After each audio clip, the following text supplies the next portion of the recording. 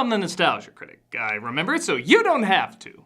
I'll be honest, the only reason I wanted to review this movie is to give this 90s cartoon justice. Tonight I'll be reviewing Home Alone 5. We left Kevin home alone, and he's only 23! Ah! Not only were they right, but they were right twice!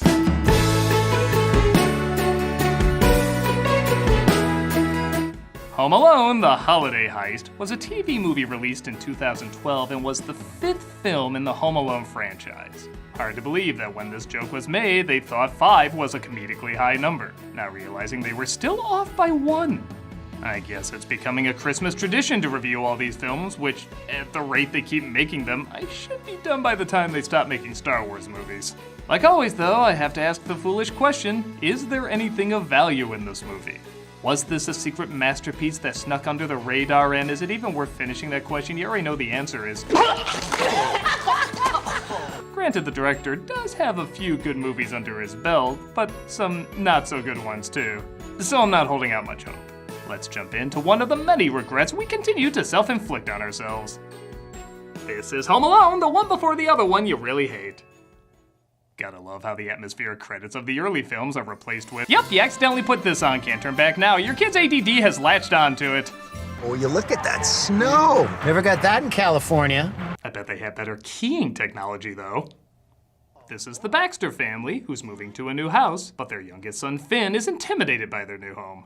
It's super creepy. Oh, come on, buddy, don't be ridiculous. That creepy, it's great. Movie, I will pay you my life savings if the kids trying to get the people out of the house are the kids from the others. Fuck off, that's technically not a spoiler. It's so homey once we get all their stuff moved in, but look at all the space. I see so many possibilities for traps here. The realtor is there as well and welcomes them to the home. Hello, Baxters! Oh, and you must be the wee ones. I thought we lost that name when Mom remarried. They're not very good with real people. They're better with space robots and cell phones. I look forward to that observation not being overused in movies with parents. Welcome, Mr. Hughes. We're then introduced to a powerful man named Sinclair, played by the master of paycheck performances, Malcolm McDowell. Every time I see him, I want to give him that Ben Affleck speech from Good Will Hunting. One of these days, I don't want to see you here anymore. Who, of course, is planning a break-in to the Baxter's house. Which MacGuffin do you think it'll be this time? Rare diamond, spy technology, or priceless work of art? He was the previous owner of a priceless work of art. Wile E. Coyote changes his formula more than this franchise. Give the sister Alexis credit. I truly believe she doesn't want to be in this movie. You wanna come on downstairs and help your mom and me unpack? I'd rather die. Perfect. Favorite character? The father thinks Finn is spending too much time playing games, so he has him help unpack. And tell me if you've heard this one. The boy is afraid of the basement. Dad like is watching you. I'd just be happy somebody's watching this. He goes across the street to try and make a friend with one of the neighbor kids. Her thing is snow. Snowman, make snowballs, go snow sledding, design snow forts, make snow angels. You wanna know what my favorite Game of Thrones line is? You snow not pass! She says the place is haunted by a gangster and Finn should fear for his life. I'd like to hang out with you, but I'm too young to die. I still have so much snow to snow. I was written in a minute. He gets so freaked out that, you guessed it, he sets traps in his room. We can move back to California! You're an idiot. Alexis, don't call your brother an idiot. He is a dumbass. Idiots are lazier. The burglars discover the house is occupied and decide to wait for the perfect time. We'll strike. I have this foolproof plan where I say someone's injured on the side of the road, and I really shouldn't continue that if I want this video to be monetized. The family goes shopping for a Christmas tree while the burglars try to break in. Chocolate-covered coconut macaroons were Steve's favorite. Oh, did I mention one of the burglar's quirks is she cries all the time because she misses the criminal who broke up with her? We were supposed to have a house together. Oh, for goodness sake. Can you please just return my calls? It hurts even more when you realize he technically broke up with her twice. They crack the safe, but discover there's nothing inside. The family returns and they scramble to get out, but not before McDowell sees they'll be out of town for a Christmas party. Finn notices, though, several factors that prove something was moving around the house. Okay, there's nothing there. I'm just gonna check it out. Dad, wait! Please, kids, I just happen to look exactly like Sean Hannity. Why would anyone want to hurt me? Though he finds nothing, he too gets freaked out that there might be something inside the house. Let's look on the GPS to see where that goes. Yep, just what I thought. The day of the big party arrives, but the kids don't want to go, so they leave them behind. No games, no TV, no music, no phone. Oh, that's how they're getting around calling the cops. What about emergencies? Emergencies. Thank you, honey. Okay, I give credit. They acknowledge this could have been written stupider. While the burglars are getting ready to break in, they find the person in the painting they're looking for is actually Sinclair's great-grandmother. She's seen sitting with her children. Her family. My family. She belongs to me. So did Home Sweet Home Alone look at this setup and say, hey, feeling bad for the crooks makes no sense here. We can really have it make no sense in the next one. I'm eating junk food! I don't care! So really this film could be called Kinda Home Alone, as the sister is still there and all of Finn's acting out seems random and out of nowhere. It's a big thing when you're a little kid and no one's around. This is like being home with your sibling. It's not like that at all. It's exactly being home with your sibling. Why is this a big deal? I broke a glass! I can't hear you! I will give him a point for this legit laugh though. You sold me on that one. There's another surprise laugh at the party where Ed Asner plays a very awkward and possibly insane boss who orders Finn's father to get him a drink. My mistake. He's the spitting image of Albert, my butler, now deceased. I'll give Home Alone 5 this. It is randomly surreal. And you have kids too? 7 of them. 2. Oh, it's probably for the best. All those clutching little hands. On the one hand, it's kind of cool that comedy legend Ed Asner is getting the biggest laughs, but on the other hand, it should never be Ed Asner that's getting the biggest laughs. While Finn does his impression of Jim Carrey's Riddler. He loses a controller battery downstairs and asks his sister to go get it. She discovers the safe and a whole lot more, a secret room within the vault. Aw, they have a family portrait of the Voldemorts. She's watching you. I'd say this looks familiar, but what if the Home Alone movies ever repeated anything? Touch my hooch and regret it. Alexis accidentally locks herself in as it almost feels like a horror movie for a minute. Finn, can you hear me? Which it could be if they included a certain cameo. Come on, Google. I just gave you your commercial next year.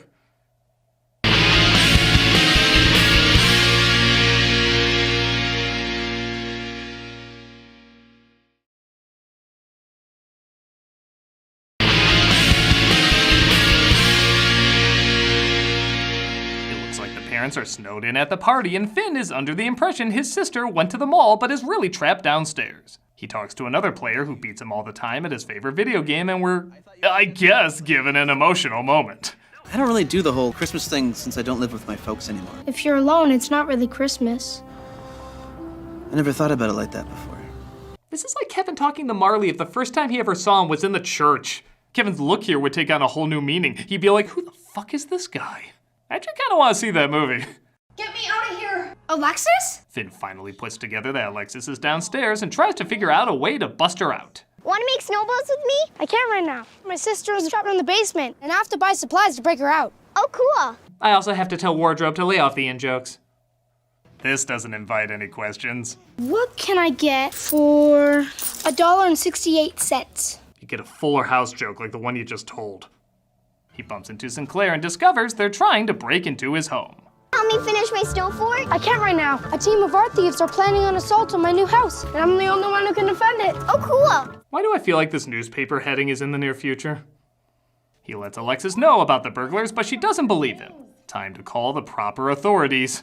Sam from the Ghost Beach episode of Goosebumps. It's the only entry I recognize from his IMDb. He misinterprets Finn's story for a video game, and he instead gives him advice he would give in a video game. Sounds like a tower defense game? Like level 17 on Robo Infantry 3. Or those sequels actors leave off their resumes. I can do that. Yeah, I know you can, dude. You're like the smartest kid I know. Aside from, calling the cops with your fucking cell phone, I actually would have bought the mother taking it more by this point. He sets up the traps and thankfully mastered cloning to speed up the process. The only thing to be afraid of in this house is me. I believe you. With dangerous criminals sneaking in, that sister you completely forgot about is totally dead. I like they at least noticed the slippery walkway and tried to find another way in. Of course, setting off a different trap. The house has a mind of its own. Unlike someone I know. They actually put one of the writers in front of him to make that line sound the most convincing. Tell me if this makes any sense to you.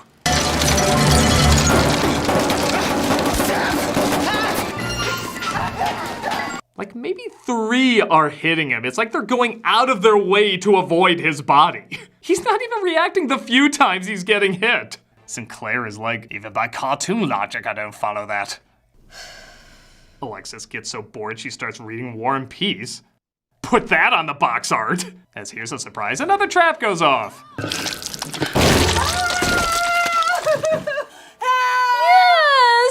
Something, Steve. Did we give up on that joke? I can't remember. Finn lets his friend know what's going on, and he finally realizes it's not a game. I've got to call the cops or your parents or like Jack Bauer or something. Or the Lorax or Life of Pi or 2012 thing. He doesn't tell him where he lives though because, get this, stranger danger. Stranger danger? There are people trying to invade your home. Gotta go. Is it too late to follow the B story with the snowball girl? Alexis as well finally puts together this is real and tells him to call the cops. But the phone is dead. Aw man, nobody keeps a charger at their home. If they get to you, we go with plan B. Plan B? What are you talking about, plan B? Murder-suicide. That sounded better in my brain. Don't cut your head off yet. Hello? The parents finally manage to make their way back just as the best friend gives him a call. I'm worried something bad is gonna happen to him. Are you threatening my son? And your daughter is locked in the basement. You kidnapped my kids! What? Again, I'll spotlight the few chuckles. I guess I missed the part where her hair turned like that. I'll just assume it wasn't funny. This calls for cookies. When I get scared, I need sweets. I'm an emotional Because eater. yeah, another trap can happen that way. Oh! This is feeling less like ripping off the ending of Home Alone and more like the middle of Three Ninjas. Oh, did I mention one of the subplots is Finn trying to make the burglars think the place is haunted? And they buy it. Who dares enter my domain and not believe? I am real. This might be really stupid. Believe in me! Okay, Nickelodeon's interpretation of the lodge is ambitious but troubled. The parents trace back the number the best friend called from and, I guess, swat him. Which maybe he deserves, seeing how he knows 2 kids are in trouble, yet he just goes back to gaming. I just play video games. God!